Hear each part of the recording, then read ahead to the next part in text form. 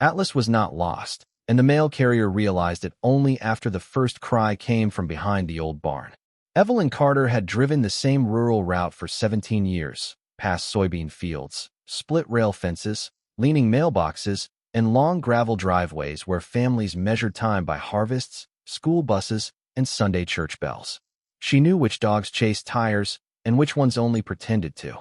She knew which porches smelled like fresh biscuits and which houses had gone quiet after the children moved away. But on that Monday morning, just after 8, she saw a German shepherd standing alone in the middle of Miller Road, and something about him made her foot ease off the gas before her mind caught up. The road was narrow there, a pale ribbon of packed dirt running between winter-brown fields and the old Miller barn, a weathered structure with silver boards, a sagging roof, and doors that had not opened properly in years. Evelyn stopped the mail truck 10 yards from the dog and rolled down her window. Cold air slipped in, carrying the smell of damp hay, dry leaves, and distant wood smoke. "Hey there, boy," she called softly. The German shepherd did not bark. He did not back away. He stood broad and still, sable and black coat catching the weak morning sun, amber eyes fixed on her with a seriousness that did not belong to a stray. A simple K9 collar circled his neck. Evelyn could see a tag, but the dog would not come close enough for her to read it. She stepped out carefully, one hand resting on the open door, the other lifted low in peace. "Are you lost?" she asked. At the word lost, the dog turned his head toward the old barn. Not quickly, not randomly, like someone had called from a place Evelyn could not yet hear. Then he looked back at her. Evelyn felt a chill move under her postal jacket. She had seen scared animals. This was not fear. She had seen stubborn animals. This was not stubbornness. The dog took 3 steps toward the barn, stopped, and looked over his shoulder. Waiting. Evelyn glanced down the empty road. No truck. No farmer. No owner running after him. Only corn stubble trembling in the breeze and a crow lifting from the fence line. "I have a route to finish," she murmured, though her hand had already left the mailbag. The dog walked again, slower this time, leading her toward a gap in the broken fence. He chose the clear ground, avoiding the rusted wire and the darker patches near the barn wall. Every few feet, he stopped to make sure she followed. Evelyn's breath grew shallow. The old barn had always made her uneasy, not because of anything dramatic, but because abandoned places hold silence differently. They keep every sound too long. When she reached the back corner, the German shepherd lowered his body near the foundation boards. His ears stood straight, his nose pressed toward a narrow shadow beneath the wall. Evelyn listened. At first, there was only wind dragging through loose boards. Then it came again, small, thin, almost swallowed by the morning. A cry. Back at Caleb Rowe's house, the kitchen clock clicked past 8 as if nothing in the world had changed. The coffee was still warm on the counter. A slice of toast sat untouched on a white plate. Morning light lay across the wood floor in pale rectangles, touching the boots beside the door, the folded dish towel on the sink, and the empty rug where Atlas usually waited after breakfast. Caleb noticed the silence before he noticed anything else. It had weight. It pressed against the walls, against the cabinets, against the small, ordinary sounds of the house, until even the refrigerator hum seemed too loud. He stood still for a moment, one hand around his coffee mug, eyes on the back door. The door was not wide open. That would have been easier to understand. It was only slightly ajar, just enough for a determined dog to push through, just enough for the cold air to slip inside and carry the smell of damp grass across the room. Caleb set the mug down without taking a drink. "Atlas," he called. No nails tapped back across the hallway. No heavy body appeared around the corner. No amber eyes lifted to him with that calm, working dog patience. Caleb moved through the house quickly, but without panic. A Marine learns early that panic spends energy before truth arrives. He checked the mudroom, the porch, the side yard, the shed, then the fence line behind the house. The gate at the far corner was unlatched. Not broken, not forced. Opened. Caleb crouched beside it and touched the metal latch. It was cold, wet with morning dew. He looked beyond the fence toward the gravel lane that led past the fields and out toward Miller Road. Atlas did not wander. Atlas did not chase rabbits beyond command. Atlas did not leave Caleb's side unless something stronger than habit had called him. That thought put a quiet pressure beneath Caleb's ribs. He went back inside for his olive green field jacket, slipped his dog tags beneath his gray shirt, and grabbed the leash from the hook even though the house already told him the leash would not be enough. On the porch, the air smelled of wood smoke and wet leaves. A crow called from the telephone wire. Caleb stepped down into the yard, scanning the ground. There, near the gate, he saw paw prints dark in the dew, wide and clear, moving toward the road. He followed them past the mailbox, past the ditch where frost still clung to the grass, past a line of cedar trees that blocked the view of the old Miller barn. With each step, the morning grew less ordinary. A farm truck rolled by half a mile away. Somewhere, a dog barked twice and stopped. Caleb kept moving. The prints reached the shoulder of Miller Road, then turned toward the barn. That was when he saw the mail truck, stopped at an angle beside the dirt road, driver's door open, engine still running softly. The mailbag sat on the seat. No Evelyn Carter in sight. Caleb's hand tightened around the leash. Then, from behind the barn, Atlas barked once. Not loud, not wild. A single sharp sound meant to be found. Caleb started running. Evelyn Carter had followed enough nervous dogs in her life to know when one wanted food, when one wanted attention, and when one wanted someone to hurry. Atlas wanted her to hurry, but not carelessly. That was what unsettled her most. The German Shepherd moved with the control of a dog trained to understand danger without creating more of it. He did not rush straight through the broken fence.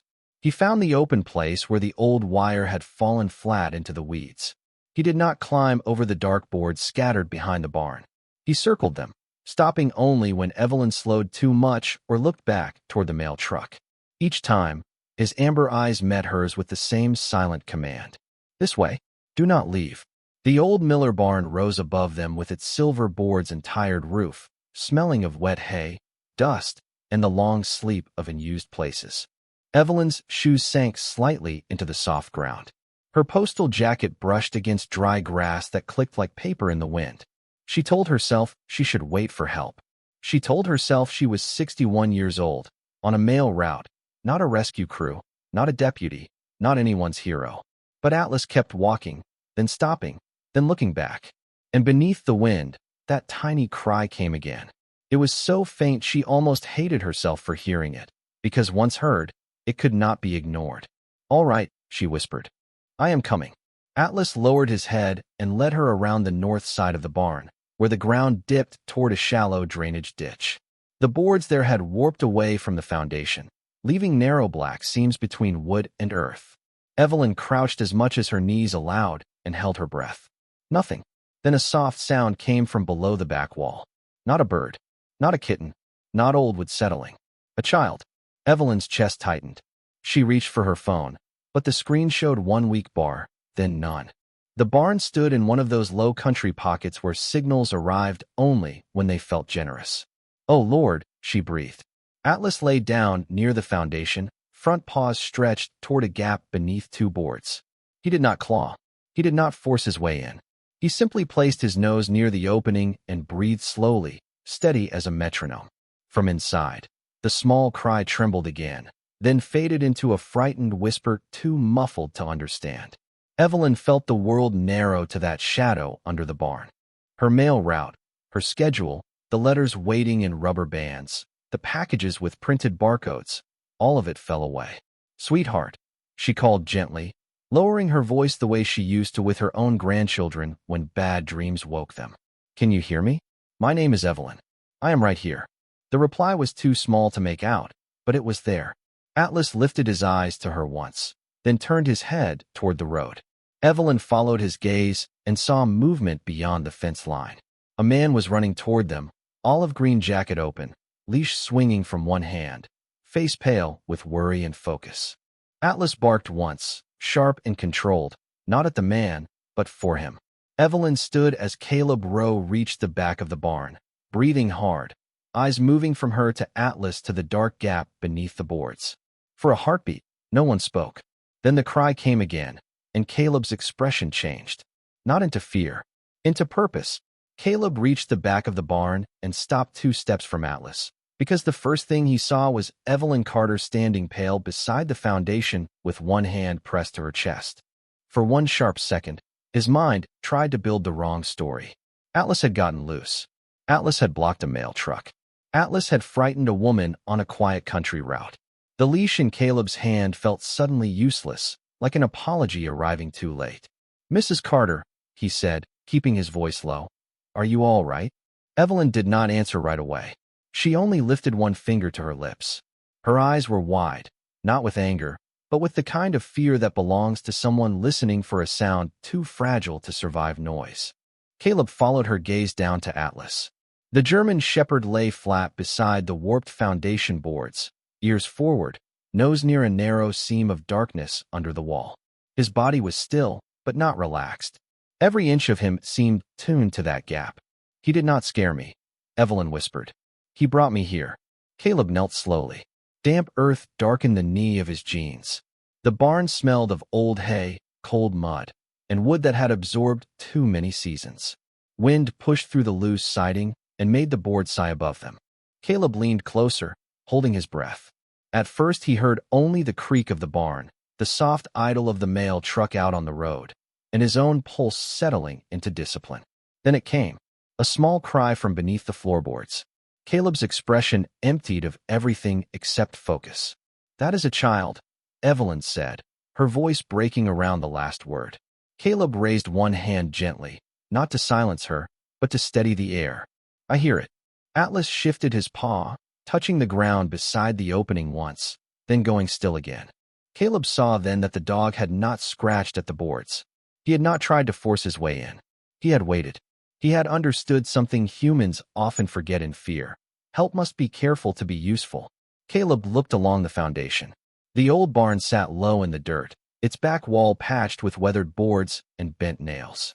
A small storage crawl space seemed to run beneath the raised floor, but the main access door was wedged shut under a fallen plank. The wood looked tired, but not safe enough to pull apart without thought. "My phone lost signal," Evelyn said. "Mine might too." Caleb pulled his cell from his jacket. One bar flickered, disappeared, returned. He did not waste the moment. He called County Dispatch, gave the road name, the old Miller barn, possible child trapped beneath the rear floor, and asked for sheriff, fire, and medical support. His words were plain and steady. No drama, no panic, just truth sent as quickly as the signal allowed. When the call dropped, he lowered the phone and looked at Evelyn. "Help is coming." From under the barn, the child whimpered again. Caleb moved closer to the gap, lowering his voice until it was almost part of the earth. "Hey, little one. My name is Caleb. Evelyn is here. Atlas is here. You are not alone." The crying paused. Atlas exhaled slowly into the opening, warm and steady. In that silence, Caleb understood what had really happened that morning. Atlas had not run away from home. He had run toward a voice nobody else had heard. Caleb stayed low beside the gap, close enough for his voice to reach beneath the floor, but not close enough to loosen the boards with his weight. The old barn held its breath around them. Dust drifted through the narrow seams in the siding. Somewhere above, a loose strip of tin tapped softly in the wind, and out on Miller Road the mail truck continued to hum, like an ordinary morning refusing to understand what had been found. Evelyn crouched beside Caleb, her postal jacket pulled tight against the cold. Atlas remained on his belly, nose inches from the opening, amber eyes calm and fixed, as if he had been given one job and would not abandon it until the last second of fear had passed. "Can you tell me your name?" Caleb called gently. For a moment there was only a small, shaky breath from below. Then a child's voice answered, thin and muffled. "Noah." Evelyn's hand flew to her mouth. "Noah Bennett," she whispered. "The farmhouse at the end of my route." Caleb looked at her. "You know him?" Evelyn nodded, eyes wet. "He waves from the gate every morning. Red mittens, blue backpack." Caleb turned back toward the opening, measuring every sound. "Noah, this is Caleb. I am right here with Evelyn and Atlas. We are going to help you out, but we need to go slow." The child made a frightened sound, and Atlas gave one quiet breath into the gap, steady and warm. The crying softened. Caleb reached into his jacket pocket and found a small flashlight. He angled the beam under the warped boards, careful not to push anything. The light caught dust, old straw, and then a flash of red near a split in the wood. A mitten. One tiny red mitten was caught between two boards at the edge of the crawl space, its yarn dark with damp earth. Evelyn saw it and closed her eyes. "That is his." Caleb's jaw tightened, but his voice stayed even. Noah, can you hear Atlas breathing? A pause. Then, very small, yes. Good. Stay with that sound. Stay with my voice. Caleb shifted back and studied the barn wall. The access panel was not far away, half buried under leaves and blocked by a fallen plank. It looked old, stubborn, and jammed by years of swelling rain. He did not like it, but he liked the warped floorboards even less. Pulling from the wrong place could make the opening smaller. He stood and moved toward the mail truck. Evelyn, keep talking to him. She nodded at once, leaning near the gap. Noah, honey, your mom is going to be so glad to see you. You keep listening to Atlas, all right? He found you. At the truck, Caleb found a tire iron behind the seat, a folded wool blanket, and a canvas mail tub. He brought them back, setting each item down with deliberate care. Atlas lifted his eyes once, then returned them to the opening. Caleb wrapped the blanket over the sharpest edge of the fallen plank to muffle movement and protect the wood from splintering. Then he placed the tire iron beneath the access panel and applied slow pressure, not forcing, only asking. The old wood groaned. Noah cried out. Caleb stopped immediately. I stopped, he said firmly. You are safe. I stopped. Atlas pressed his nose closer to the gap, and the child's breathing found the rhythm again. Caleb looked at Evelyn, then at the red mitten caught under the boards. The sheriff's siren was not audible yet. The barn was quiet except for wind, breath, and faith. Caleb lowered himself back to the access panel and whispered, All right. We do this the patient way. Caleb did not try to win against the barn. He listened to it. That was the first thing Evelyn noticed as she knelt beside the gap, one hand near the earth, her voice low and steady for Noah. Caleb tested the old access panel with slow pressure, then stopped, then waited for the wood to settle. He did not pull hard. He did not rush. The tire iron moved only an inch at a time beneath the swollen edge, wrapped partly in the wool blanket to soften the scrape. Every small groan from the boards made Atlas lift his ears, but the German shepherd never left his place. He stayed with his nose near the opening, breathing in a calm rhythm that Noah could hear from the darkness beneath the floor. Stay with Atlas, Caleb said. In and out. Nice and slow. Noah answered with a shaky breath. I am cold. Evelyn closed her eyes for half a second, then opened them again with new strength. I know, sweetheart. I have hot cocoa waiting on my route for boys who listen well. It was not true yet, but it would be. Caleb glanced at her once, grateful for the ordinary kindness of it. Far down Miller Road, a siren began to rise, thin at first, then clearer as it moved between the fields. Help was coming, but Caleb could not simply stand there and let fear grow in the dark. He shifted the canvas mail tub beneath the panel to hold it once it loosened, then pressed again. The old wood gave a tired pop. He froze. Noah whimpered. Atlas made a soft sound, not a bark, more like a breath with warmth in it, and the child quieted. Good boy, Evelyn whispered, though she was not sure if she meant Noah or Atlas. Caleb worked the panel wider until a dark opening appeared near the foundation, no larger than a mailbox door at first, then wide enough for light. He aimed the flashlight through the space. Dust floated like tiny stars. Old straw covered the ground beneath the barn. Then he saw Noah curled near a low beam, red mitten missing from one hand, cheeks wet, eyes wide but open. Relief hit Caleb hard, but he kept it out of his voice. There you are, he said gently. You did a good job staying with us. Noah looked toward the opening, then toward Atlas's nose at the gap. Dog, he whispered. Yes, Caleb said. That is Atlas. He found you. The first sheriff's vehicle rolled onto the shoulder near the mail truck, followed by a volunteer fire truck from town. Boots moved through grass. Voices called out. Caleb raised one hand without looking back. Slow behind me. Old structure. Child is conscious. The men and women who arrived understood his tone. They moved carefully, passing a pry bar, a larger blanket, and a small thermal wrap forward. No one shouted. No one crowded the opening. Evelyn kept talking to Noah about his farmhouse, his blue backpack, and the cookies his mother sometimes left for her in a tin by the mailbox. Caleb widened the panel with help now, still patient, still stopping when the barn complained. When there was enough room, a firefighter lay flat beside him and reached in with the thermal wrap. Caleb guided Noah's hand toward the light. Come to my voice, he said, 1 inch at a time. Atlas stood then, but only to make room. His tail was low. His eyes never left the child. A few careful moments later, Noah slid into Caleb's arms, small, cold, frightened, but safe. Evelyn turned away and cried silently into her sleeve. Caleb wrapped the blanket around the boy and held him close until the tremble eased.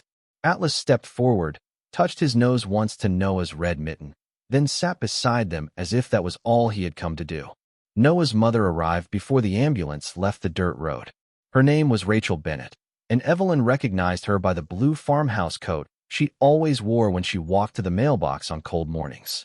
She came across the field with one hand pressed to her mouth, moving fast until a deputy guided her gently around the safest path behind the barn. Caleb was still sitting on the ground with Noah wrapped in the wool blanket against his chest, one arm steady around the boy, his voice low enough that only Noah and Atlas seemed to hear it. "Your mom is here," Caleb said.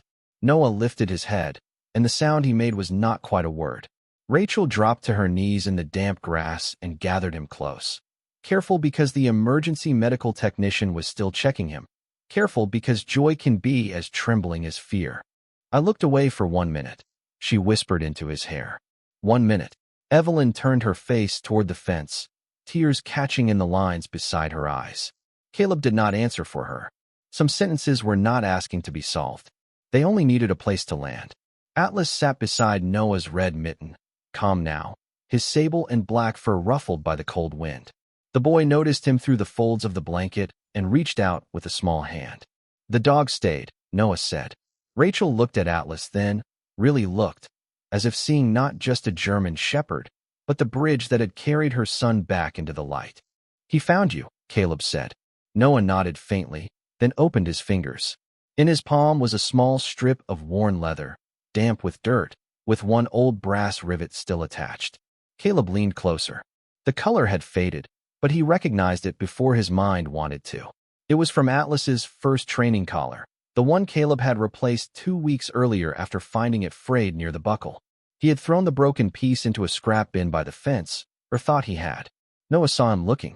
"I found it," the boy whispered. "By your road. I kept it because it looked like it belonged to a brave dog." Evelyn pressed both hands to her heart. Rachel closed her eyes. Caleb looked at Atlas. The dog met his gaze with no explanation in him, only quiet certainty. Maybe Atlas had followed the scent of that old leather. Maybe he had heard Noah crying from farther away than any person could. Maybe the morning wind had carried a thread of fear across the fields, and Atlas had known what to do with it. Caleb would never be able to prove the whole truth. But not every truth needs paperwork. Sometimes it sits beside you with muddy paws and amber eyes, asking for nothing. Rachel touched Atlas's head with shaking fingers. "Thank you," she said. Atlas leaned gently into her hand, then lowered his nose to Noah's blanket, breathing once, making sure. The ambulance doors opened behind them. Noah was lifted carefully, wrapped warmer now, his hand still holding the little strip of leather. Before they carried him away, he looked back at Atlas and whispered. He was not lost. Evelyn nodded, voice soft as prayer. "No, honey." He was listening. Caleb stood beside Atlas as the ambulance eased down Miller Road, lights quiet in the gray morning. He placed a hand on the German shepherd's collar, feeling the steady life beneath the fur. The old barn stood behind them, weathered and silent, but it no longer felt empty. It felt witnessed. The road stayed busy long after Noah was taken to the hospital for a careful checkup. Deputies placed bright cones near the broken fence, and the volunteer fire crew stretched a temporary safety line around the back of the old barn. No one made a spectacle of it. In that part of the county, people still knew how to lower their voices around another family's fear. Evelyn finished her route late that day, but not before she walked back to her mail truck, opened the canvas bag, and found Noah's small envelope for school picture day resting between electric bills and grocery coupons. She held it for a moment and looked toward the barn. Ordinary things had almost kept moving past an extraordinary need. That thought stayed with her. Caleb waited until the last vehicle left before he clipped the leash back onto Atlas's collar. The German shepherd did not pull toward home. He sat by the fence and watched the empty road where the ambulance had disappeared, as if making sure it had carried Noah all the way to safety. Caleb rested one hand on Atlas's head. "You did good," he said. Atlas only leaned into his leg, tired at last. By evening, the story had traveled through town the way small-town stories do, not loudly, but by kitchen windows, porch steps, church prayer lists, and the diner counter where coffee was poured with softer hands. People did not say Atlas was a hero in front of Caleb. They knew he would only shake his head. They said instead that the dog had been paying attention. That felt more true. 2 days later, Rachel Bennett brought Noah home. He stood at the farmhouse gate in a clean jacket, red mittens replaced by blue ones, one hand still holding the little strip of Atlas's old collar in his pocket. Evelyn slowed the mail truck when she reached the mailbox. Caleb and Atlas had walked over from Miller Road, keeping to the shoulder where the grass was dry. For a moment, nobody spoke. The fields were quiet, cut low for winter, and the old barn stood behind the new safety line with its doors secured and a fresh notice on the post. Rachel had tied a blue ribbon to the fence, not bright enough to draw strangers, just visible enough for those who knew. Noah stepped forward carefully and looked down at Atlas. "You heard me," he said. Atlas sniffed the boy's mitten, then sat, calm and close. Noah smiled for the first time since the morning behind the barn. Evelyn wiped her cheek and pretended the wind had done it. Rachel handed Caleb a small paper bag from her kitchen. "For him," she said. Inside were plain dog biscuits wrapped in wax paper. Caleb accepted them with both hands, as if they were medals. "Thank you, ma'am." Rachel looked at Atlas. "No," she said softly. "Thank him." Caleb opened the bag and gave one biscuit to Noah. The boy held it out with a steady hand. Atlas took it gently, then rested his head against Noah's knee for one quiet second. No speech could have said it better. The mail route went on. The road remained a road. The barn remained an old barn. But after that day, Evelyn never passed that stretch without slowing down, and Caleb never looked at Atlas as only a companion. Some souls hear what the world almost misses. Some paws follow what human eyes cannot see. And sometimes gratitude is nothing more than a blue ribbon moving softly in the country wind. A few weeks later, Miller Road looked almost the same from a distance.